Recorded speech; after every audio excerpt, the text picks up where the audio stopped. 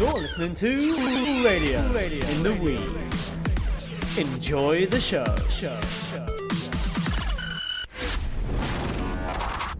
What is up, Flick Nation? Welcome to Flickbusters. To the best show in town. Flicking and busting all day long. Come here, you get We're watching films. We're watching movies. We're watching pictures. We're watching flicks. Flickbusters. Oh my god. Flick Nation. Where are my flickers at? Where are my flickers? What up, guys? Flicking and busting. Busting and flicking. Here That's with why we love another episode of Flickbusters. Flickbusters. Who you gonna call? Who you gonna call? Welcome to the show, guys. We are the Flickbusters. We are the Flickbusters. I'm Mark, and this is... And I'm Joey. And we are here with a very special update for you. You know we're here. You know we got the tea. We got the brand new news off the presses. Hot off the press, hot off the stove. Right, you may have heard in the film industry, as it were, that there's been quite a bit of hostile takeovers going on. Explosions. Yeah, because it seems like... Break it down for me, Mark. Come on. What? I'm gonna break it down for you. Joey. Okay. Warner Brothers is getting sold. Ka-ching! Yeah, that's right. Money. Sold. They are getting sold to either Netflix or Paramount, both of which are trying to buy it. Oh my god. We haven't had this kind of news since Disney buying Marvel. We've turned into a bit of old preachers. Praise the Lord. We haven't had this kind of fucking thing in the film industry since I don't even know when. This is a huge deal. It's going to revolutionize. Like I just said. It's going to revolutionize the... I keep going, Tedson. And it'll revolutionize the film industry as a whole. So now, as the film buffs that we are, we thought, we get in on the action. Break it down, and here we are. You've been waiting for us. You've been gagging for us to come in on the action, and we are going to do it just this second. Don't you worry about it. Calm down your little throats. We're gonna bust. You're gonna flick, cause we're the Flickbusters. Oh yeah. So let's break down let's break it down for you real quick. Let's break down what's going on. So, as you may know, Joey, Warner Brothers, kind of a big deal. Got a lot of good studios. Got a lot of good franchises there. You got Harry Potter. Harry Potter's definitely one. Yeah. Other things that DC. DC's part of it. DC's part of it.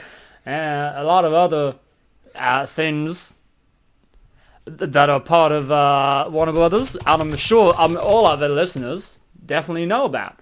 Now, and this is Joey just not typing it up. He's just refreshing his memory. No, I'm just trying to remember what. Yeah. But essentially, it's a big fucking deal, guys. It's a big deal. So essentially, what's gonna happen is Netflix put in an offer. Give me a I think it was around 80 billion or something like that for Warner Brothers' entire collection. Now, we all thought this was going to go down just the route of Netflix buying this. But then, Paramount comes out of nowhere. They got films like The Matrix.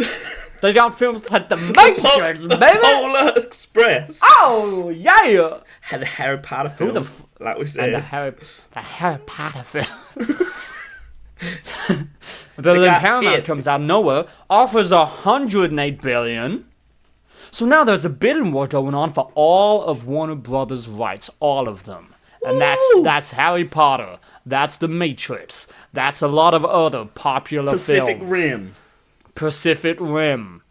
So the question now is who's going to win? and we want to get in on the action. I mean, we don't have $1 billion to spend on this. I mean, I wish, hey Joey, I wish I was gonna be able to buy fucking Warner Brothers. I'd be loaded, and you know I'd make that company rich. I'd do so much with that company, and Mark, it would just be the best. Can I ask you a quick question? Please, shoot Mark? for it, Joey. Shoot for it. You know me. We've been friends for a long time, haven't we?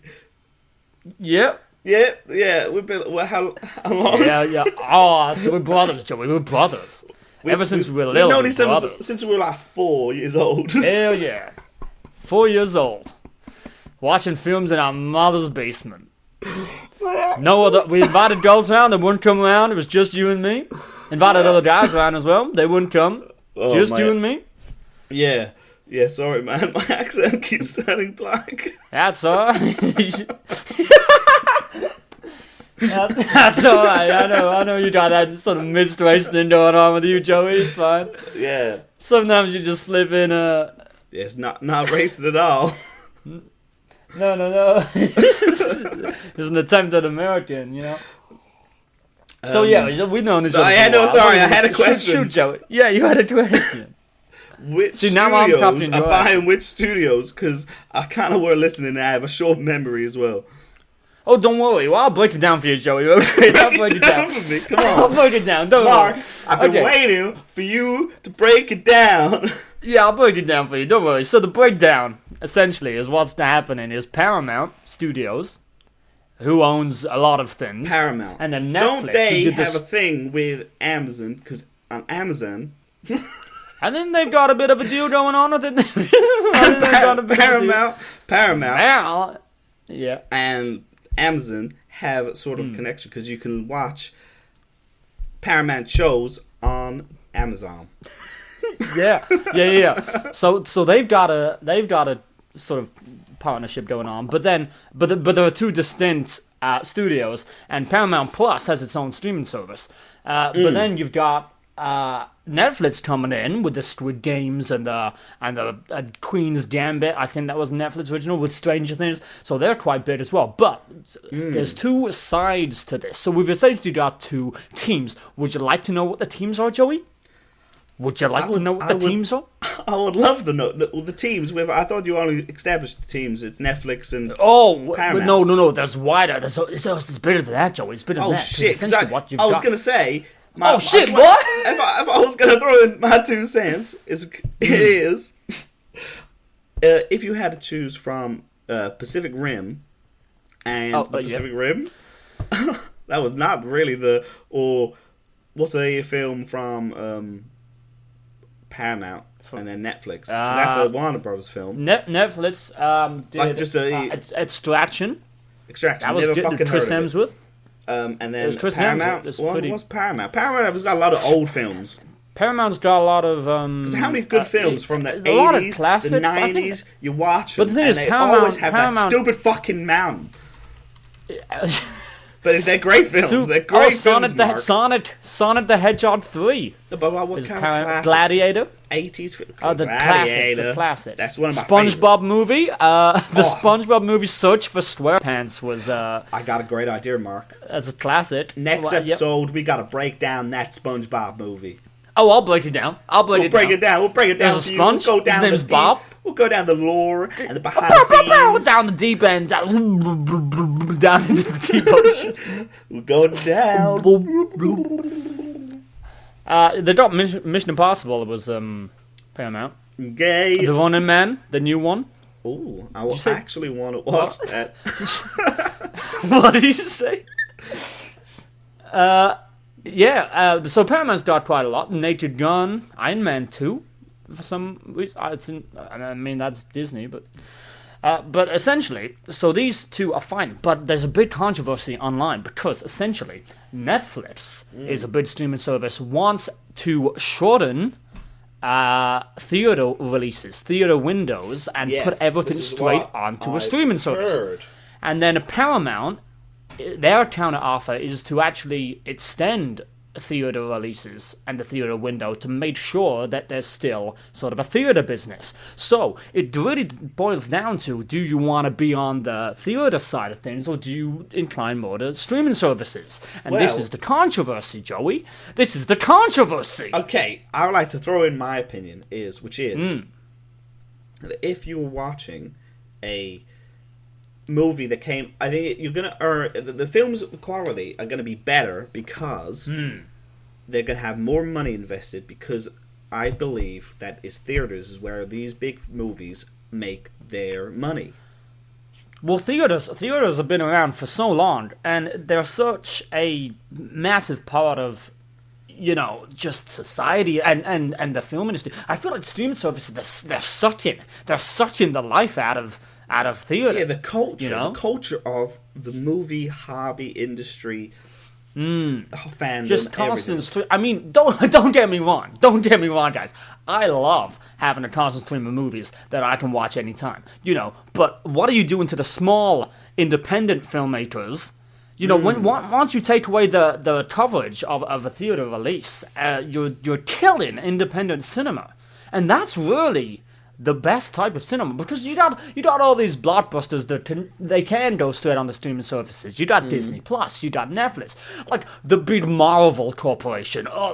Big Marvel, disgusting, gross, just spending billions and billions of pounds on a garbage plot, and they're going and they support the streaming services. I mean, if you just look at the movies Marvel has been pumping out of the ironworks of the fucking monster that they live there. Yes, it's got billions of people to come to the theater, and yes, it's probably had an amazing economical impact on the theater industry as a whole. But I don't like it. I don't like it. Okay, this is my perspective on it, Mark. I'm Joey. You're Mark. Yeah. Do you want to hear Joey's perspective? I'd love to hear Joey's perspective, Joey. I slap me with it. I'm gonna hit you. Here it comes. I think that slap me across the face with you. Oh, pow! Ow! I think quite the opposite to you, Mark. That I think that independent small. Well, I think you're films, a fucking idiot. Now just say that, but go on. Listen, okay. Well, let me finish before you call me a fucking idiot. Okay. Okay. I think that the movies that come out in cinemas today, even if they're independent, aren't going to make as much money as they did back in the 70s and the 80s, which I think is which is the change in how audiences go to watch films, or what films they are interested in. And you've seen it for the last 10 to 15 years, and folks like me and you do not like it. God. That the repeating of the reboots and the sequels and taking names from films that were made perfect in the 70s and 80s. Yeah. Those films aren't being made anymore because people aren't going to watch them in the cinema, which I think I would give the benefit of the doubt to some of these streaming services that they are making films because they have so much money and it's just a massive pool that they can make films. They can make these films that otherwise wouldn't have been made today if they were relying on the box office, which is giving these small independent films money. Good cinema is made with a couple of matchboxes and, you know, a camera you've dug up from a fucking basement. You know, these people who are making good films with upgraded quality and good special effects, they should be shot. They should be shot. They should be dragged through the streets for making good cinema that people actually want to go and see. Back in the actual cinema, if you actually think about it, actual cinema, like the German noir 1947, Die Knattenbar. You know, actual cinema like Mark. That's one of my favorites. Probably my top three. Might be on fourth, third, second. I don't really know because I'm an idiot. It's and then the carpet, the magic carpet. You know, back in 1937, the magic carpet. Oh my made god! Made with purely a carpet and then someone's eye. That was directed by Jason Benioff, wasn't it? Yes, Jason Benioff, before he got convicted of those pedophilia charges. Yeah, yeah. But all the good ones were. But his films were great. His films were probably back in those days. Yeah, obviously. Yeah, Alfred Hitchcock. But it's a good job that doesn't happen anymore. No big CEO is a pedophile. Obviously, now head of these massive media companies that literally have a grip on our society. No, they're actually good people that are trying to help us. They're good people, and they've never done anything wrong. But they're making movies that are all about the money. It's all about the money. And you're missing the art. You're missing the art of a German man in his basement with 2 pence to his name, just essentially making some disturbing, sadistic revelation about humanity on his own little camera, and then claiming that it's independent cinema. You know, those are the pieces that really speak to the human consciousness. No, I think those are the now it's ruined because there's too much money in it. That now you have to. It's ruined with money. But I would just like to take. We made some movement. I'll just quickly, Mark. I'd like to just take this moment to say you can subscribe to our Patreon. It's Patreon.com/Flickbusters. You can donate $10 a month. Will get us to say 100. 100 if you want. We will go behind the scenes of how we create this podcast, and then we'll do some extra episodes for you guys. But it's I want to go also back. Access my independent film on the Patreon. No one goes for that option, and I'm just saying it is there. I mean, we've tried to make it more obvious to people who are obviously missing it, but yeah, there is a package where you can pay an extra £200 and you can see my independent film that I made when I was 16. It was great. Do you know what I love the most about your independent film? Yeah. Was the 45-minute sex scene was amazing. Well, actually, do you want to know a fun fact about that film? You want to know a fun fact? That's just my parents. I just set up a jam in my parents' bedroom. That's sick, dude. I love hearing I was living behind with them at the scenes. I love hearing the behind the scenes. But that's independent cinema. That's taking a video of your parents having sex without their prior knowledge and posting it online for millions of people to see. That is independent cinema, and that is what bigwigs like Marvel and DC are missing in today's time. I can tell you right now that they're not recording their parents fucking. They're not. No one just does that anymore. And they're getting consent from all cast members in the film. Everybody wants to be there. Everybody's paid. It's just missing that sort of eloquence and character that you had in films made in the 1930s, which is where they had racism, sexism. And that was all prevalent in the film industry. I mean, you see the thing about Wizard of Oz, where they nearly got killed on set, and it's just, that is cinema. And you can just throw around a couple of munchkins, a couple of midgets, and, we're all having a good time, because we're making you got cinema. Asbestos poisonous, but it's the work. It's the work you put in, and that gets reflected in the movie. If you don't put any work in, and you're only spending every hour of your day making visual effects and putting loads of time and effort into the CGI and the prop making and the costume design, then you're not doing real cinema. Do you want to hear what I think? What I think any good movie needs to make it work? Yeah. Blood, sweat, tears, and tits. That's all I gotta say. And that's from the actors. You need the reality of it. You don't want fake blood. You don't want fake tears. You want to abuse your actors. But you do want fake I'm a director. Tits. You do want fake tits.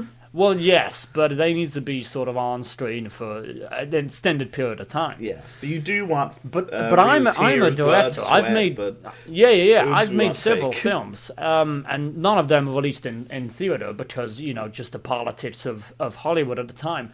But I've made several independent films. There was Abracadabra, The Old Man. That was a great one. Yeah, The Old Man, that was one of my favorites. And then I also did I'm Hiding in Your House, which was actually a real life sort of found footage thing. Hiding in your parents' house. What the fuck? Yeah.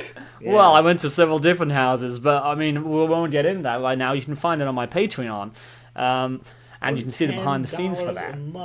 But as a director, I know that you need to break down your actors mentally, physically, emotionally. Break them down to little chunks of nothing. And sexual. Come on, if you want to do it old school. If you want to do it old school, maybe sexually. You gotta sexually assault some of your actors. I personally didn't go. I mean, no, that's how good cinema was made. Maybe, yeah. But, I mean, the woke mob. You're not allowed to do that anymore. Oh, my God, the woke mob. Oh, my God. But you want to know what? I don't like remakes. Lefties. I don't like remakes. But you want to know one remake that I did like? Nosferatu. Have you seen Nosferatu? I've not seen it's a brilliant film. It's a brilliant film. It's all about this corpse trying to fuck this girl.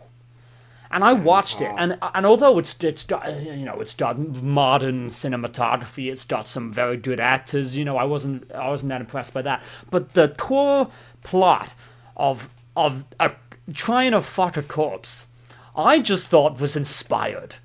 I loved that, and it reminded me of the old ways of cinema where you could do outlandish things like that. You could get a corpse and do an entire plotline of how he wanted to sexually assault this woman, and they just did it. Do you know what? The director didn't see a problem with that. What I just think the message behind... I've not seen the film, and I'm probably not because I am an idiot, but I think the message in that film is that you can have sex with anything if you're a man, no matter if you're alive or you're dead. I think that's what the director was thinking, and I think it's a very bold take, and I think it's a very controversial take at the time, but I like that they're going there. I like, in Marvel, in a kids film, in an animated kids film, they don't fuck corpses. You never see them fucking corpses, and why is that? And that's why... Why is that? I watch loads and loads of anime. Yeah, because anime. Well, I'm not a big fan of anime. I think anything on the Western side of the world is good cinema. Anything else, I'm sort of against. That is true. Do you not like the 1937 Kiwada Ramen Japanese movies? Oh, the Kiwada Ramen was quite pivotal for the time. I just don't like that it was made in Japan. If it was made, I think it's in like Kurosawa. Europe or I just want to give America. him an actual Japanese name rather than the gibberish that we just called him. So just create Kurosawa. Yeah, I think it was a great film. I think it was very influential for the time. I think it did a lot of things correctly. But there you was say you can only like stuff fucking made in the West. Well, I think it just has an element of, it doesn't translate. I think that's the thing. It doesn't translate to my way of viewing cinema, and therefore it's wrong. Well, I'm an idiot, so I can understand it perfectly. Yeah, well, that's because you're less intellectual. Yeah. But that's fine. I mean, have you seen the current Marvel films? Sorry, it just opened my mouth just thinking about them.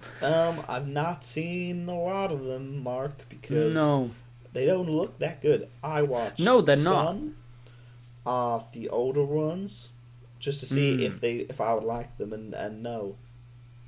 Well, it's funny you should say that, because a good controversial take, going back to the Paramount Netflix thing.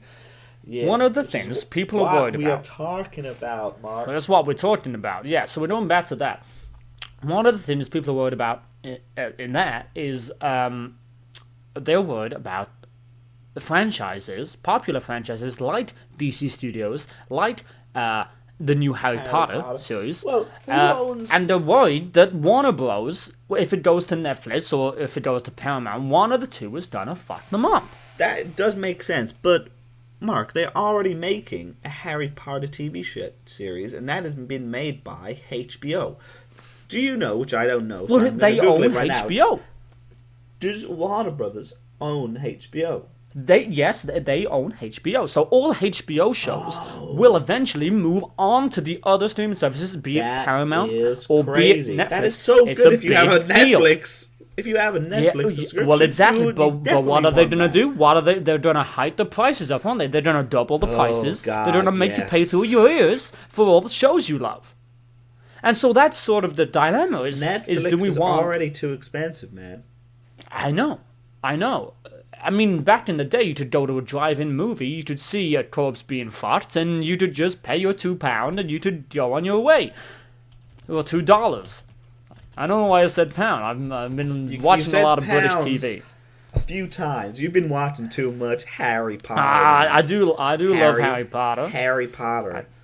Harry Potter. I do love Harry Potter. The Brits say... the Brits say... You sound like you're having a stroke, Joey. You alright? The Brits say Harry. But us Americans say Harry. That's a very good British accent.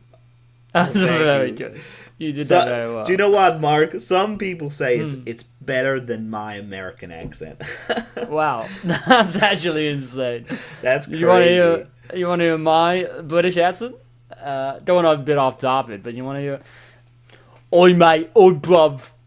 Oh my God, fucking stab you. That's unbelievable. You can do that, man. That's I'm watching a lot cool. of the In-Betweeners. I love that show, man. Yeah, I love Will and Jay and the other two. No, that's I can't good remember. cinema. That's good.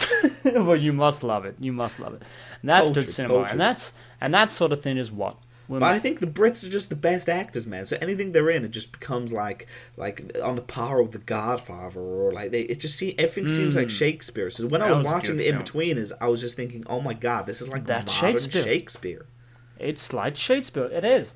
I would say there was romance. There was sex. There was Carry on. The only British person I don't like that Tom Holland. He's in everything. Tom Holland. And God, do you know the really attractive one? Yeah, I just hate him. I hate him. I hate that he's a good actor. I hate that he's being casted in a lot of stuff.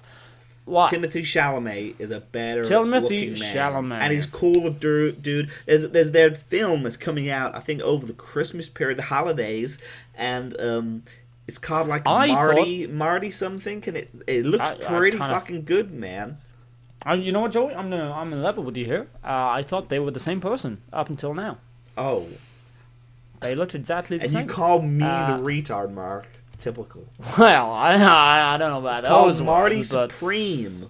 You do like Japanese film, but Timothy Chalamet he looks sexy in this, man. You gotta watch the trailer, dude. Okay, well, I'll watch the trailer, but if it's anything like the Marvel films, then I'll be out of there. No, this film, I don't even know what who the director is. You Google the director, man, Marty Supreme. You know who's a good director? Christopher Nolan. Christopher Nolan. Oh my God, I love Christopher Nolan. He does modern films. I'm not a big fan of some of his I've not even heard of this. I'm not a big fan of the CGI. I'm not even a fan of the CGI that Christopher Nolan does, but I like that he does practical effects. I mean, he's nothing like Hattenheimer. No, but he's the Godfather of the Godfather of cinema, man. He started all basically. Hattenheimer he was the one that eventually invented the television. He was the first person that would thought of the idea of a. He thought of a movie. He thought of an actor. He thought of portraying someone. I'm pretty sure he thought of imagination as well. I'm pretty sure he invented imagination. Imagination. Everyone before him, and this guy was started in like the 1915s, and that does not make sense. But I'm gonna carry on. But they just didn't think before him. He invented thinking. He invented thinking. He was great, man. The ability to use your mind. So this Marty Supreme, Mark, that is directed by a guy called Josh Safdie. Safdie. Never heard of him. Safdie. Josh Safdie, and I've never heard of him. Here. Sorry, I'm just do we want to go on for another part, trying to talk about how much we despise modern cinema, or do you want to wrap this up in a bit? Well, I think we should wrap it up for today, folks, and then put down in the comment section down below what kind of topics you want us to talk about next. Put what films you like, and we'll explain to you why you're wrong. and why your opinion is dog water, man. And why you should like films from the 1900s, specifically before World War One. But that's the best of cinema, man. So if you had fun listening to this show, whoa! Before you go, Joey, come on, I just want to get your opinion. Sorry, I'm being a little bit of a cutties here. Just want to yank in your chain a little bit. Just want to get your opinion on always do the Paramount versus Netflix. I know, and we'll get to the fuck sesh. I've got the prostitutes lined up, but we just need to get through. We need. Whoa, dude. We need an opinion, a solid opinion. Where do we stand on the Paramount versus Netflix? Who would you want to take over from Warner Brothers? I don't know, Mark. We brought up so many different points today for which one I would rather it go to, but I don't know. I think I'm erring on towards Netflix, man. Really? The streaming I don't know if I trust the streaming services. You know what I say? No, but they can't do anything with the old stuff, I say bin the lot. I say liquidate the companies. Fuck them out of here. Get back to the good old days. Okay, listen. There's already a black Snape. I don't think anything else is gonna get that much. Was that Harry Potter? That's in Harry Potter, man. I'm a big Harry Potter fan. I watched all the original films. It's like I don't even know you, Joey. Yeah, you're finding out a lot about me today. I watched Harry Potter and I watched anime, my respect for you has decreased. Well, just listen, man. I think that it doesn't matter which one is going to take a series like that. It's just going to be bad anyway. So I think maybe Netflix. You can add there's an argument to say that they have more of a history of ruining things, but I think fucking all of Hollywood is fucked right now, man. So Hollywood is fucked. It's the politics. I don't really care. The politics. Yeah, it's the politics in cinema. I've been saying this time. No, I think you're right, Joey. Again. I think you're right. I think either of them gets it. It's gonna either be way, fucked. it's crashing and burning. It's crashing and burning because of Hollywood, because of the politics, because of the greed. I think that's a perfect message. That's a perfect message to leave this episode here. So, if you liked it, smash the like button. Donate to our Patreon, guys. Donate to our cha-ching. Donate to our Patreon. Get my independent film, please. Somebody buy it. I've worked really hard on it. See you next time. And you can see my parents fucking. Block. Flickbusters. Flickbusters.